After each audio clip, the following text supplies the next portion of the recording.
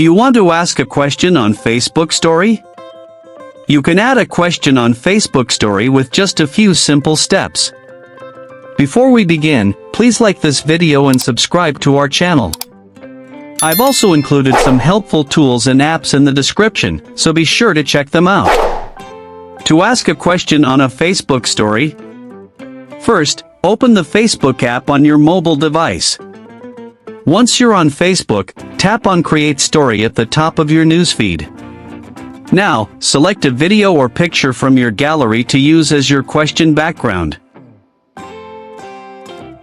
Once the content is added, tap on the stickers icon on the right side of the screen. From the sticker options, find and select the question sticker. A text box will appear where you can type your question. You can customize the question text and even change the color of the sticker background. After setting up your question, place the sticker anywhere on your story. You can also add text, effects, or music to make your story more engaging. When your story is ready, tap on the share button to post it. Your friends and followers will now be able to respond to your question directly in your story.